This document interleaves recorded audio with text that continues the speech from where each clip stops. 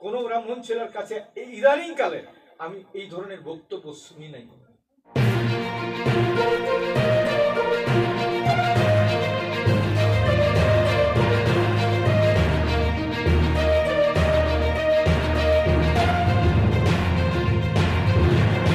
খুব তর্ক বিতর্ক হয়। তর্ক বিতর্ক হচ্ছে সেই সময় ভারত পাকিস্তানে যুদ্ধ হয়েছিল এবং বাংলাদেশ স্বাধীন হয়েছিল। তো অটল বিহারী বাজপেয়ীজি তিনি সংসদ ছিলেন, তিনি হঠাৎ করে ইন্দিরা গান্ধীকে বললেন যে আপনি দেবী দুর্গার সমান, আপনাকে দেবী দুর্গার সাথে যদি তুলনা করি তাহলে কোনো অংশে কম বলা যায় না। এই কথাটা শুনে তৎকালীন সাংসদ মিসেস ডাঙ্গে মহাশয় তিনি হঠাৎ উঠে দাঁড়িয়ে বললেন যে অটলজি আপনি যা বললেন সেটা আপনি কিছু বুঝলেন না, আর ইন্দিরাজি যা শুনলেন তিনিও সেটা শুনে বুঝতে পেরেছেন কিনা আমার সন্দেহ আছে। এই যে একটা ছোট্ট কথা বললেন যে দেবী দুর্গার সাথে তাকে কম্পেয়ার, অর্থাৎ পাকিস্তানের যুদ্ধে বহুত মানুষ মারা গেছেন, হতাহত হয়েছেন, সেখানে ইন্দিরা গান্ধী সৈন্যবাহিনী আজ বাংলাদেশকে স্বাধীন করেছেন, অর্থাৎ পাকিস্তানকে মহিষাসুরের সাথে তিনি তুলনা করেছেন। তো ইন্দিরা গান্ধী অবশ্যই রিয়াক্ট করেছিলেন, বলেছিলেন যে না আমি দেবী দুর্গা হতে চাই না, আমি ইন্দিরা হয়েই থাকতে চাই। এই যে একটা জিনিস আমাদের ছোটবেলা থেকে ঢুকিয়ে দেওয়া হয় যে দেবী দুর্গা তিনি একজন মানুষকে একটা ত্রিশূল দিয়ে তার বুকের মধ্যে তাকে হত্যা করছেন, একজন মানুষকে সে কি দোষ করেছিল না নির্দোষ বা দোষ করেছিল কিনা এই নিয়ে অনেক তর্ক বিতর্ক থাকতে পারে, কিন্তু একটা মূর্তি যে মূর্তিটাতে দেখা হচ্ছে যে একজন মানুষকে হত্যা করা হচ্ছে এবং সেই মূর্তিটাকে আমরা পূজা করছি, তার মানে আমরা হিংসতার আমরা প্রকাশ করছি, হিংসতাকে আমরা ইয়ে করছি এবং সেটাকে নিয়ে আমরা মাতোয়ারা হচ্ছি। আসলে ভারতবর্ষের ইতিহাসটা অন্যভাবে রাখা হয়েছে এবং চলছে। যখন যে দল আসছেন তার হয়ে সেই ইতিহাসটা লেখা হচ্ছে এবং সেই ইতিহাসের মধ্যে কতটা বাস্তবতা আছে, কতটা কল্পনা আছে, এই নিয়ে আমরা কোনোদিন কোনো প্রশ্ন করিনি। আজকে প্রশ্ন উঠছে কারণ ইতিহাসকে আজকে বিজ্ঞান চ্যালেঞ্জ করেছে। বিজ্ঞান তার মধ্যে যথার্থতা আছে, যুক্তিবাদ আছে, কিন্তু ইতিহাসটা নিজের নিজের মতন করে তাকে লিখে নেওয়া যায় এবং সেটাকে প্রতিষ্ঠা করা যায়। যখন 2013 সালে যখন জওহরলাল নেহরু ইউনিভার্সিটিতে দুর্দারগা শহীদ স্মরণের ইয়ে হলো, তারপরে 2016 সালে স্মৃতি ইরানি, যার যোগ্যতা নিয়ে অনেক প্রশ্ন আছে, তিনি কতটা ইতিহাস জানেন সেই প্রশ্ন করতে আমার ইচ্ছা করে, তিনি ইতিহাসের কি কি জানেন। তিনি প্রশ্ন তুলে করলেন যে ইয়াকে নাকি দুর্গাকে নাকি গণিকা বলা হচ্ছে, তিনি গণিকা সেজে ইয়াকে ইয়ে করেছেন। আসলে এটা যে একটা আর্য এবং অনার্যের সংঘাত ছিল এটাকে আমরা ভুলতে বসেছি। আমরা আজকে বিস্তৃত যেতে চাই না, মহিষাসুর কিভাবে বধ হয়েছিলেন, তাকে কিভাবে ইয়ে করা হয়েছিল, হত্যা করা হয়েছিল এই নিয়ে, কারণ এটা আপনারা জানেন, এই নিয়ে বহু বৃহৎ আলোচনা হয়েছে যে যখন এই ভারতবর্ষের বুকে যে মূল নিবাসী যারা 65,000 বছর আগে ভারতবর্ষে এসেছিলেন আফ্রিকা থেকে, অরিজিনালে আমরা সকলেই কিন্তু এই আফ্রিকান, আর এটা প্রমাণ হচ্ছে। আজকে ডিএনএ অ্যানালাইসিস হচ্ছে এবং সেই ডিএনএ অ্যানালাইসিস থেকে মাদারের যে ডিএনএ, মায়ের যে ডিএনএ অ্যানালাইসিস যেটাকে বলা হয় মাইটোকন্ড্রিয়াল ডিএনএ, সেই ডিএনএ কিন্তু পাওয়া যাচ্ছে আফ্রিকার সাথে, এবং সারা পৃথিবীর লোক সকলেই কিন্তু এসছে আফ্রিকা থেকে। কেউ ইউরোপের দিকে চলে গেছে, কেউ আমাদের এশিয়ার দিকে এসছে। সুতরাং আমরা এক জায়গা থেকে সকলে এসছি, কিন্তু ভারতবর্ষে যারা এসেছিল 65,000 করে, তারা কিন্তু আজকে প্রতারিত হয়ে রয়েছে। আজকে সিন্ধু সভ্যতার পর, যেমন সিন্ধু সভ্যতা ইয়ে হলো আজ থেকে 5,500 থেকে আমরা যদি ধরি 3500 বছর পর্যন্ত, তারপরেও একটা সভ্যতা কিন্তু আবিষ্কার হয়েছে, আপনারা অনেকেই জানেন, রাখিগড়ি সভ্যতা।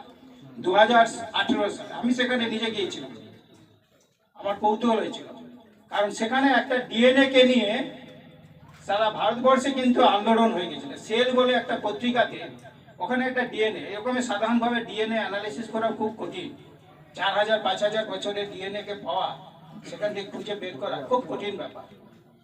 কিন্তু ওখানের একটা ডিএনএ অ্যানালাইসিস, এক মহিলার এবং এক ছেলের, 13,617 এবং 14, এই দুটো ডিএনএ, পেট্রোয়াস বলে একটা বোন আছে কানের কাছে, সেখান থেকে ওই বোনটাকে অ্যানালাইসিস করে তার একটা ডিএনএ অ্যানালাইসিস করা, এবং সেই ডিএনএ অ্যানালিসিস করে কি পেয়েছিল জানেন? যেটা পত্রিকাতে বেরিয়েছিল, সেল নামে, যা পৃথিবীর সবচেয়ে বড় সায়েন্টিফিক জার্নাল, সেল, 2018 সালে। তাতে বলা হয়েছিল যে ওই যে কঙ্কাল থেকে যে ডিএনএটা পাওয়া গেছে, সেই ডিএনএ এর যা জিন R1A1 জিন, সেই জিনটা আর্যদের সাথে মিলছে না। তার মানে কি, উল্টোভাবে যদি বলি, তার মানে ওখানে ওই মহিলার যে কঙ্কালটি এবং ছেলেটির যে কঙ্কালটি পাওয়া গেছিল, তার কার্বন ডেটিং, আজকাল কার্বন ডেটিং করে বলে দেওয়া যায় যে কতদিন আগেকার, সেটা 1 লাখ বছরেরই যদি পুরনো হয়, ওই কার্বন আইসোটোপ দিয়ে সেটাকে পরীক্ষা করে কিন্তু বলে দিতে পারে বিজ্ঞানীরা যেটা এতদিন পুরনো। তো ওই কঙ্কালগুলো হচ্ছে প্রায় 5500 বছরের পুরনো, এবং সেইগুলো আর্যদের নয়। আর্যদের যে R1A1 ডিএনএ আছে, সেই ডিএনএর সাথে ওই ডিএনএ গুলো মিলছে না। তাহলে এই যে বলা হচ্ছে, কিছু কিছু ইতিহাসকার বলছে যে আর্যরা আমাদের দেশের এই লোক, এরাই মূল নিবাসী, এরাই আমাদের এখানে ছিল, এরা এদিক ওদিক ছড়িয়েছিল, এবং কিছু কিছু মানুষের ওই পরবর্তীকালে এসেছিল, তাদের সাথে লড়াই হয়েছিল, বা কেউ কেউ আবার আর্যরা ভারতবর্ষ আউট অফ ইন্ডিয়া, অর্থাৎ আর্যরা ভারতবর্ষ থেকে নাকি ইরানে গেছে, পার্সি গেছে, বা ইয়েতে গেছে, অন্য জায়গাতে গেছে, কিন্তু বিদেশ থেকে আসে। এটা এখনকার দিনে যারা ক্ষমতায় আছেন তারা এটা প্রচার করার চেষ্টা, অর্থাৎ আর্যরা আমাদের এখানে মূল নিবাসী, এবং যারা দাবি সভ্যতা বা অনার্য সভ্যতা তারা নাকি পরে এসেছে, এটাকে এস্টাবলিশ করার চেষ্টা করছে। কারণ এর ভিতরে অনেক কিছু ব্যাপার আছে, আপনারা জানেন যে ব্রাহ্মণ্যবাদ, ক্ষত্রিয়বাদ, এগুলোকে এস্টাবলিশ করার দরকার। তো যাই হোক, এটা যখন বেরোলো, এই R1A1 জিনে যখন মিলল না, তখন তো যারা এটাকে এস্টাবলিশ যে আর্যরা আমাদের দেশের মূল নিবাসী, সেটা মিলছে না যখন, তখন তো সব গেল হয়ে গেল। এই নিয়ে তুমুল তর্ক বিতর্ক হলো, নানা রকম জল ঘোলা করে এটা করলো, কিন্তু বললো বিজ্ঞান তো কখনো ইতিহাসকে ছেড়ে দেবে না।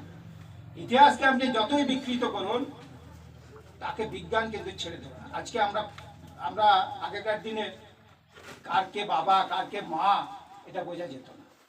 আজকে আমরা বুঝতে পারি ডিএনএ দিয়ে। কেউ যদি বলে যে আমার ছেলে না, আমরা তো ছেড়ে দেবো না, ডিএনএ অ্যানালাইসিস করে বলবো যে না, এর ছেলে, এর মেয়ে, এর মা, এই আমরা সব কিছু বলে দিতে পারি। সুতরাং যেভাবে এস্টাবলিশ করার হোক না কেন, সেভাবে কিন্তু ইতিহাসকে বিকৃত করা আর যাবে না। অনেকেই জেগে উঠেছে, ডেভিড রাইট, সাম হ্যারিস, এরকম প্রচুর যারা ডিএনএ অ্যানালাইসিস নিয়ে আজকাল কাজ করছে, ভারতবর্ষে অনেকেই ডিএনএ নিয়ে অ্যানালাইসিস নিয়ে কাজ করছে। এরা বলছে যে কারা মূল নিবাসী, কারা আর্য, কার্য অনার্য, আগে আর্য এসছে না, অনার্যরা এসছে, এই চলেছে। আরে সিন্ধু সভ্যতা, রাখিগড়ি সভ্যতা আমি আনতে পারলাম না, আমার কাছে রাখিগড়ি সভ্যতার অনেক জিনিসপত্র আমি নিয়ে এসেছিলাম, ওখানে ইট নিয়ে এসেছিলাম, ওখানের বাসনপত্র নিয়ে এসেছিলাম, মাটির সমস্ত কিছু। ওদের যে জায়গা, রাখিগড়ি হচ্ছে হরিয়ানার হিসার জায়গা, হিসার দিল্লি থেকে 150 কিলোমিটার। ওদের এত সুন্দর নগর কেন্দ্রিক সভ্যতা ছিল, 4500-5000 বছর আগে এত নগর কেন্দ্রিক, যাদের প্রয়োগ প্রণালী ছিল, যাদের ইটের পাকা ইটের বাড়ি ছিল, যাদের বিভিন্নভাবে আর কি নগর কেন্দ্রের যা যা সুযোগ সুবিধা সব কিছু ছিল। আর আর্যদের কি ছিল? কতগুলো ঘোড়া, কতগুলো ওই অস্ত্রশস্ত্র নিয়ে তারা যেহেতু যোদ্ধা ছিল, দেখতে শুনতে ভালো ছিল, এখানকার লোকদের উপর তারা আক্রমণ করল। কারণ কি? নয় যে মহিষাসুর, যার কথা, তিনি কে ছিলেন? তিনি বিশাল এক সম্পদের অধিকারী ছিলেন। সম্পদ মানে তিনি একা ছিলেন না, তার রাজ্যে তারা লোহা এখনো পর্যন্ত গুমলা জেলাতে তাদের অধিবাসীরা আছে, অনেক জায়গাতেই আছে। অসুর সম্প্রদায় এখনো ভারতবর্ষে অনেক জায়গাতে আছে। তাহলে এই যে আমরা ছোটবেলা থেকে বলে দিচ্ছি, বাচ্চাদের শেখাচ্ছি যে অসুর মানে সে হয়ে যাচ্ছে একজন খলনায়ক, এর ইতিহাসটাকে আমরা ভুল বিকৃত ব্যাখ্যা করছি। ছোটবেলা থেকে আমরা শেখাচ্ছি অসুর মানে খলনা, এবং সেইভাবে নানা রকম অসুরদের, অসুর তো একটা জাতি, এখনো তারা অবস্থান করছে, এবং তারা এই মহিষাসুরে এই যে হুজুর দুর্গা পূজা করছেন, তাকে শ্রদ্ধা জানাচ্ছেন। কেন করছেন? কারণ তারা ইতিহাসের সত্যটাকে খুঁজে আনতে চাইছে। এই যে চারপাশে আজকে যারা আমরা হই হই করে আজকে 1 মাস ধরে কাজকর্ম ছেড়ে দিয়ে মেতে উঠেছি, বিভিন্ন জায়গায় মেতে উঠেছি, আর কি উৎসবে আনন্দে মেতে উঠেছি, কোনো কাজকর্ম নেই, শুধু ফুর্তি আনন্দ এই নিয়ে করেছি। আমরা কখনো কিন্তু ভেবে দেখেছি কি যে এই সমাজে কত মানুষ কিভাবে প্রতারিত হয়ে আছে, কিভাবে প্রতারিত হয়েছে ইতিহাসটাকে। আমরা যারা আজকে যারা এই যে পূজা অর্চনা করছেন, তারা কতটা বেদ জানে, কতটা উপনিষদ জানে, কতটা তাদের যে বিভিন্ন যে ইয়েগুলো আছে, যে পুরাণ আছে, তার সম্বন্ধে তাদের কতটা নলেজ আছে। বেদ কি, বেদকে নিয়ে আমরা এত কিছু বলি, বেদে কি আছে? বেদের যদি ঋক সাম জয় যজু অথর্ব যে 4টে বেদ, তার মধ্যে কি ঋক বেদে আছে শুধু যুদ্ধ, যুদ্ধ, একে মারো ওকে কাটো। তার মানে কি বেদ যখন আর্যরা ভারতবর্ষে লিখলো, যেমন ঋক বেদ লিখলো 1500 খ্রিস্টপূর্ব 1500 সাল আগে, তখন তারা এই বেদের মধ্যে যে 10,000 শ্লোক আছে মানে ঋক বেদে, তার মধ্যে বেশিরভাগটাই কিন্তু হচ্ছে মারা কাটা। আর কি না, তুমি আমাকে ফল দাও, তুমি আমাকে এই দাও, গরু দাও, অমুক দাও, তুসুক দাও, শুধু কিছু পাওয়া। মানুষকে মানুষকে মারা মানে কারা? না, যারা সেখানকার মূল অধিবাসী ছিল, তখন তার অনার্য এবং দাবি সভ্যতার লোকদেরকে মারা। এই হচ্ছে বেদ। আর আমরা বেদকে কত শ্রদ্ধা করি। তারপরে পরে সাম এসছে, সাম হচ্ছে কতগুলো গান, যজু হচ্ছে, হ্যাঁ, তার মধ্যে ঋক সাম যজু অথর্বতে হচ্ছে কিছু কিছু ওই নানা রকম তুকতা, এই ভূতবিদ্যা, হ্যাঁ, এইসব বিদ্যা নিয়ে হচ্ছে, এই হচ্ছে বেদের। আর উপনিষদ, উপনিষদ যদি আপনারা কেউ পড়েন আর কি দেখবেন আর কি, অনেক উপনিষদ আছে, 14-15টা উপনিষদ, বৃহদারণ্যক উপনিষদ, কট উপনিষদ, একটার সাথে একটা তালগোল মাল পাকিয়ে দিচ্ছে। অর্থাৎ একটা আপনি একটা চ্যাপ্টার পড়লেন, পরের চ্যাপ্টারে দেখলেন এক চ্যাপ্টারের সাথে আরেক চ্যাপ্টারে মিল। এক চ্যাপ্টারে বলছে আপনি দান করুন, ধান করুন, স্বার্থ ত্যাগ করুন, উমুক করুন, ব্রাহ্মণ। ব্রাহ্মণ মানে কি না, ব্রাহ্মণ মানে সবকিছু ত্যাগ করে দিতে হবে, সবাইকার জন্য ত্যাগ করতে হবে, শুধু ত্যাগ করাটাই হচ্ছে, তবেই সে ব্রাহ্মণ হতে পারে। আর আমরা কি দেখছি, ব্রাহ্মণদের এখন যারা পুরোহিতগিরি করছেন, কম পয়সা দিন, আপনি পুরীতে যান, আপনি বিভিন্ন মন্দিরে যান, কামাখ্যাতে যান, 220 টাকা দিলে আপনাকে সে সন্ধ্যাবেলায় আপনাকে ঢুকতে দেবে, আর 5000 টাকা দিলে আপনাকে সঙ্গে সঙ্গে ঢুকতে দেবে।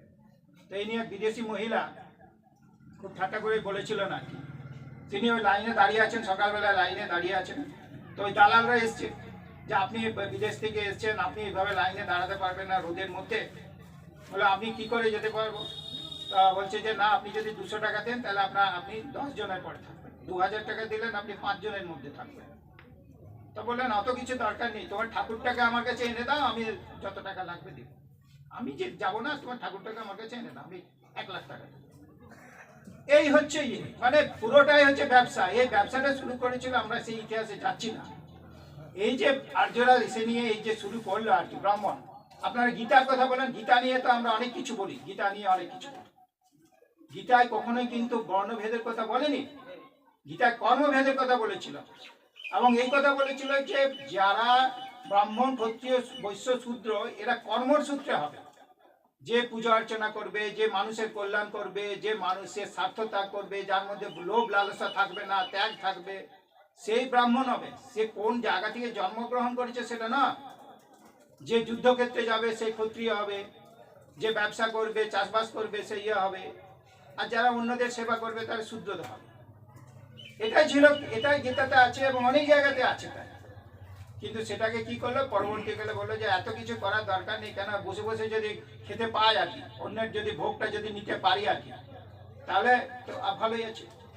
কি হচ্ছে, একটা শ্রাদ্ধ বাড়িতে গেলেই কত টাকা আপনি জানেন। আমার পৈতের সময়, গত বছরও বলেছিলাম, যখন আমার ক্লাস 9 আমার পৈতে হয়, আমি পৈতে হওয়ার সময় আমি পুরোহিত ঠাকুরকে জিজ্ঞেস, বয়স্ক পুরোহিত ঠাকুর বললাম, এই যে কিছু অমাঙ্গগুলো মন্ত্রগুলো বলছেন, এই যে গায়ত্রী মন্ত্র, হ্যাঁ, ভূর ভবিষ্যৎ, এগুলোর মানে কি? এগুলো যে মানে আমি মানেই বলছি না, আর কতগুলো মন্ত্রকে আউড়ে আপনি চলে যাচ্ছেন। বলছে তোকে মানে বলতে হবে না, এইভাবেই বলতে থাক, এইভাবে আমাদেরকে শিখেছে, অত মানে তানে না। তা আমি বললাম গায়ত্রী মানে কি? তো গায়ত্রী আমরা পড়েছিলাম, গায়ত্রী ওই ব্রহ্মা ব্রহ্মা এইসব নানা রকম আছে, ওসব গুলিয়ে যাবে আর কি। আমরা পড়ে জেনেছিলাম আর কি ওই বই থেকে। ও সেটুকুও জানে না যে গায়ত্রীকে। তা বললাম গায়ত্রীকে জানেন না, আচ্ছা সূর্য মন্ত্র বলছেন সকালবেলায় পড়াতে, তখন আমার ঠাকুমা এসে বলছেন এটা গেছে, এর কিছু হবে না, পুরোহিত গরি করলে এই যে আমি রোজগার করছি সেটাও করতে পারবে না, কোনো কিছুই হবে না। যাই হোক অনেক গালিগালাজ দিল। আর ঘরের লোকরা বললে এত পয়সা খরচ করে ইয়ে দিচ্ছে, এটা পয়সা দিচ্ছে না, পয়সাটা পরে কি হবে না, যদি কিছুই করতে না পারিস পয়সাটা ঝুলিয়ে অন্তত রোজগারটা করতে পারবি। যাই হোক পয়সা আমরা তার মানে পয়সার পরের দিনেই পয়সাকে একদম ফেলে দিয়েছি, ওইটা আমাদের কোনো দিনেই থাকেনি। আর গায়ত্রী মন্ত্র ফন্ত্র এইসব বলি যেখানে সেখানে বলি আর কি, এসব সূর্যের দিকে তাকিয়ে বলতে হবে না, যেখানে সেখানে বলি। হ্যাঁ, তো যাই হোক, তো এই এই হচ্ছে ব্যাপার আর কি। মানে পুরোটাই হচ্ছে এরা ইয়ে যে মনুবাদী যে ইয়ে করেছে। আপনারা মনু সংহিতা পড়লে দেখুন এক এক জায়গায় একরকম বলা আছে, বলছে যে শূদ্ররা যদি কোনো ব্রাহ্মণ মহিলার দিকে তাকায় তার গলা কেটে দাও, মানে একদম মেরে দাও। আর ব্রাহ্মণরা যদি কোনো শূদ্র, তাহলে কিছু না কিছু পয়সা দিয়ে দাও, পয়সা দিলে ব্রাহ্মণদের কিন্তু সেটা মাফ হয়ে যাবে। এইভাবেই চলছে এবং সেটাকে মাঝে কিছুটা ইয়ে হয়েছিল, আবার সেটাকে তৈরি করা হচ্ছে, কারণ রোজগারটা তো ভালো। এই যে দুর্গা পূজা করে কদিন ধরে বেশ 2 মাস ধরে চলবে ঠাকুরদের। হ্যাঁ, আর সেটাকে কেন্দ্র করে আরে যারা আছে তাদের যারা এজেন্ট আছে দালাল আছে তাদের কিছুদিন চলবে। তো এইভাবেই চলতে চলতে এক শ্রেণীকে কিন্তু তারা দাবিয়ে রাখার চেষ্টা করতে হবে, এবং সেই দাবিয়ে রাখার চেষ্টাটাকে আজকে এমন জায়গায় নিয়ে গেছে যে তাহলে ওই যে চলে আসছে আর কি, সেটা এখনো পর্যন্ত সেইভাবেই চলতে থাকছে আর কি। এবং এরা এমনভাবে আমরা দেখেছি কদিন আগে একটা বলরামপুরের এসছে ওই যে ধনঞ্জয় মুর্মু আর ইয়ে, ওদেরকে আজকে এনেছি, ওরাও পরের বছর ওইখানে বলেছে ওখানে করতে, ওরাও করতে। আর বলেছে এইগুলো ওখানেও কর, মানুষ জানুক। কারণ আমরা এখানে আজকে হয়তো আলোচনা করলাম হুদুর দুর্গার সম্বন্ধে আমরা পেপারে মিডিয়াতে দেখলাম, কিন্তু সারা বছর ধরে এই মুভমেন্টটা করতে হবে। আমি অজিতকে সেদিন বলেছিলাম যে তুমি এটা করছো ঠিক আছে, কিন্তু এর ফ্লোটা ওয়েবটা কিন্তু সারা বছর ধরে নিয়ে যেতে হবে। মানুষের কাছে শুধু কেবলমাত্র একটা দিন দুর্গাপূজার সিম করলে তাকে হয়তো স্মরণ করলাম সবে আছে, কিন্তু এই ইতিহাসটাকে তুলে আনতে হবে। যে এই যে বিকৃত ইতিহাস তুলে আনা হয়েছে, এই যে ঠাকুর পূজা অমুক পূজা তুসুর পূজা করে মানুষ, এই যে করোনা হলো 2 বছর ধরে করোনা ছিল, কোন দুর্গা ঠাকুর এসে পাঠিয়েছে? সেই তো বিজ্ঞানীরা যদি ইয়ে করে সারাদিন ধরে কাঁসর ঘন্টা বাজিয়ে হচ্ছে, কেউ বলছে কাঁসর ঘন্টা, কেউ আবার এক বাবা জীবন আছে গোবর, কেউ আবার হরণের ক্যাপসুল।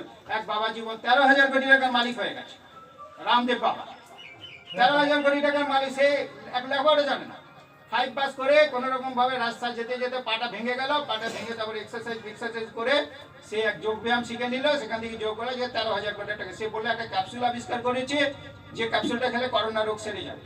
আমরা চ্যালেঞ্জ করেছিলাম, কোর্টে চ্যালেঞ্জ করেছিলাম, তারপরে বললো ওটা না করোনা রোগ সারবে না, ওটা প্রতিহত হবে। তো এই লোকটা 13,000 কোটি টাকার নয়, সে এখন প্রশাসনকে আর কি বিভিন্নভাবে ইয়ে করে রেখেছে, এরকম প্রচুর। আবার কত বাবাদের কথা শুনবেন, আসারাম বাবা, সে কয়েক হাজার কোটি টাকার মানুষ, জেল কাটছে। হ্যাঁ, এরকম বহুত ইয়ে আছে, বাবা জীবনরা আছে, যাদের পিছনে আমাদের মন্ত্রী শান্তি সবাই যাচ্ছে, আর আমরা বলছি যে হ্যাঁ, যে তারা হয়তো বিশাল বিশাল করছে। আসলে ইতিহাসটাকে এইভাবেই আমাদের বিক্রি করছে। হ্যাঁ, আমরা কোনো কিছুই আর কি আসলে পড়ি না। যারা যে বেদ উপনিষদ বলুন বা পুরাণ বলুন, পুরাণের যে গল্পগুলো আছে, হ্যাঁ বিভিন্ন আছে, রাম মহাভারত, এই যে রামায়ণ মহাভারতে আমরা কি দেখেছি, কি ধরনের রামায়ণে শূদ্রকে রাম মেরে দেয়, অথচ রাম হচ্ছে জননায়ক। একটা লোক সে লেখাপড়া শিখতে যাচ্ছিল, সে অত বড় ইয়ে করছিল, তাকে মেরে দিল, বিনা দোষে মেরে দিল, তার কোনো বিচার। সীতাকে যা খুশি তাই বলেছিল, তার তবু সে নায়ক। আর ওই যে বালিকে মেরেছিল, পুরুষের মতন বালিকে মেরেছিল, হ্যাঁ পিছন থেকে, দুজনে লড়াই করিয়া পিছন থেকে মেরেছিল, অথচ তারা আমাদের জননায়ক। একলব্যকে কি করে ইয়ে করেছিল জানেন? তো এইরকম গাদা গাদা উদাহরণ বলা যায়, যেখান থেকে আমরা দেখবো যে কিভাবে অনার্যদের উপর এরা আক্রমণ। এগুলো হচ্ছে ছোট ছোট উদাহরণ, কিন্তু ইতিহাস ঘাটলে আমরা অনেক কিছু জানতে পারবো, যেখান থেকে জানতে পারবো যে কিভাবে ইতিহাসকে বিকৃত করা হয়েছে, এবং বিকৃত করে আর্য সমাজকে, আর্যদের যারা তথাকথিত ব্রাহ্মণ্য সমাজ এবং ক্ষত্রিয়, এদের মধ্যে একটা আছে। ব্রাহ্মণরা হচ্ছে এইসব নানা রকম ভয়, এই যে কখন বৃষ্টি হবে, কখন ইয়া হবে, তারা এইসব দেখে দেখে ঘরে দেখে দেখে তাদের একটা আইডিয়া, এবং লোককে ভয় দেখাতে হবে যে এইটা করলে এই হয়ে যাবে, ওটা করলে ওই হয়ে যাবে। সেই জন্য মানুষ ওদের উপর ভরসা করেছিল যে যদি কিছু ইয়ে করা যায়, এবং তারা তখন নিজেদেরকে বললো যে আমরা হচ্ছে এদের লিঙ্ক ম্যান, আমরা হচ্ছে ভগবানের যে লিঙ্ক ম্যান, আমরা মাঝে আছি, আমাদের কাছে যদি তোমরা আসো আমরা ভগবানকে ডাকবো, তাহলে তোমার কল্যাণ হবে। আদৌ কত কল্যাণ হচ্ছে আমরা দেখতে পাচ্ছি, আজকে নিজেরাই কল্যাণ করতে পারছে না। আজকে তো পুরোহিতগুলোর অবস্থা খারাপ, এরকমই পুরোহিতদের ব্রাহ্মণদের অবস্থা খারাপ, কারণ ওই ছোটবেলা থেকে ভাবছে যে বাবার দৌলতে একটা ইয়ে পেয়ে গেছে, তাহলে যদি এই করে এই যে না লেখাপড়াতে কোন দিকে ইয়ে হয়ে যাচ্ছে, এখন চাইছে রিজার্ভেশন করুক, অমুক করুক, তুসুক করুক, নানা রকম করছে। আজকাল কিন্তু আর তত অবস্থা ভালো না, পরিশ্রম করবে না, লেখাপড়া করবে না, কম্পিটিশনে ইয়ে করবে না, শুধু ভাবছে যে পুরোহিতগিরি করে আর অমুক করতে সুদ করে করে আর এর পিছনে লেগে ওর পিছনে লাগে আর পূজা অর্চনা করে ভাবছে যে সব কিছু করে নেবো। আজকে আর সেই অবস্থা তো নেই, আজকে বিজ্ঞানের যুগে অনেক মানুষ উঠে গেছে। হ্যাঁ, রোহিত ভামুলা গত 2019 সালে জানুয়ারি মাসে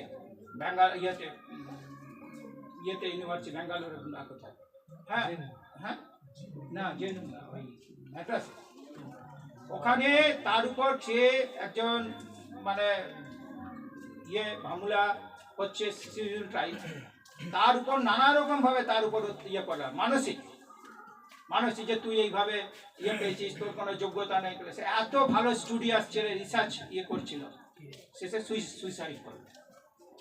সুইসাইড করলো। সেই নিয়ে সিটি ওরানি একদম বিরাট ইয়ে করে, তার সে 12 পাসও করেনি, সে ওইরকম একটা পিএইচডির ওইরকম একটা ছেলে, তার সম্বন্ধে ইয়ে করতে গেছে। সেই যেহেতু তার মধ্যে একটা আর্য ছাপ আছে, যেহেতু ইয়ে আছে ছাপ আছে, সুতরাং তারা উচ্চ জাতির মানুষ। তো আমাদেরকে ইতিহাসটা আমি যেটা বলতে চাইছি সেটা হচ্ছে যে এই লড়াইটাই যে আর্য এবং অনার্যের যে সংঘাতটা, সেটা আবার নতুন করে শুরু করতে হবে, এবং এর জন্য ইতিহাসটাকে আমাকে সত্যিকারে বের করে আনতে হবে। সেই ইতিহাসটা যদি আমরা বের করে, আজকে বিজ্ঞান এগিয়ে গেছে বলে আজকে আমরা বুঝতে পেরেছি যে আর্যরা সেই যতই হোক না কেন, যেভাবেই ওরা এস্টাবলিশ করার চেষ্টা করুক না কেন, ওরা 1500 খ্রিস্টপূর্ব 1500 বছর আগে এসেছিল, তার অনেক প্রমাণ এখন আছে। এখন কার্বন ডেটিং আছে, আর্কিওলজি আছে, অ্যানথ্রোপোলজি আছে, হ্যাঁ পুরাতত্ত্ব বিভাগ আছে। এখন আর শুধু কেউ বইটা লিখে দিলাম, হ্যাঁ যে জিডি বক্সি বলে একজন আছে, সে বললে যে সরস্বতী রিভারের অস্তিত্ব, সরস্বতী রিভারে নাকি আর্যরা থাকতো, সরস্বতী রিভারের কোনো অস্তিত্ব নেই। সরস্বতী রিভার বলে, কারণ বেদে প্রচুর জায়গাতে সরস্বতী রিভারের কথা লেখা আছে, যে সরস্বতী রিভার বিরাট বন্যা করতো, এই করতো। আদৌ সরস্বতী রিভারের কোনো অস্তিত্ব, সেই যে নদীটার কথা ওরা সরস্বতী রিভার বলছে, সেই নদীটার নাম হচ্ছে ঘাগ্গর হাকরা, এবং সেটা পাকিস্তানে যে সেটা এখনো অস্তিত্ব আছে, সেটাকে সরস্বতী রিভার বলে। সরস্বতী আমাদের বিরাট ইয়ে এইভাবে চালাতে চেষ্টা করে। জিডি বক্সি, যিনি আবার একটি বিশেষ দলের সেনাপ্রধান ছিলেন, তিনি আবার তার নানা রকম ওইসব উপাধি পেয়েছিলেন, কারণ এইসব দিলে আবার তারা সেইভাবে বইগুলো লিখে, ইতিহাসবিদরাও সেইভাবে ইয়ে করে। আলটিমেটলি প্রমাণ হয়েছে যে সরস্বতী রিভারের কোনো অস্তিত্ব নেই। সরস্বতী বিজ্ঞান বলেছে যে সরস্বতী রিভারের কোনো অস্তিত্ব নেই, কোনো দিন ছিল না, এখনো নেই। এটা যে নদীর কথা বলছে এটা অন্য নদী। তাহলে সরস্বতী নামটা কোথা থেকে এলো?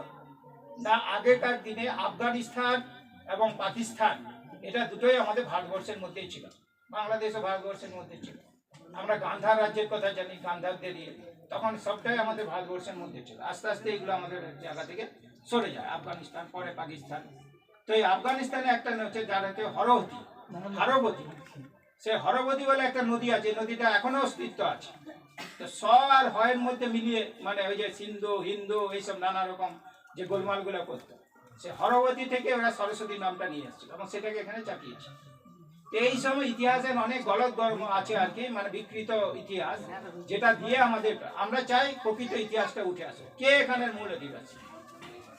হ্যাঁ, সেটা আমরা তুলে আনলেই কিন্তু আসল যারা এইসব লোক ঠকানো কাজ করে যাচ্ছে আর কি, এবং মহিষাসুরকে এইভাবে একটা ত্রিশূল দিয়ে এইভাবে ইয়ে করে তাকে যে একটা খলনা করার চেষ্টা করছে, তার প্রতিবাদটা জানাতে হবে। এবং এটা যে সত্যি, এবং সেটা শুধু এখানে সীমাবদ্ধ থাকলে হবে না, এটা সারা ভারতবর্ষ কেন সারা পৃথিবী জুড়ে এটাকে ইয়ে করতে হবে, এই প্রচারটা করতে হবে, পৃথিবীর লোক জানুক যে কীভাবে হচ্ছে।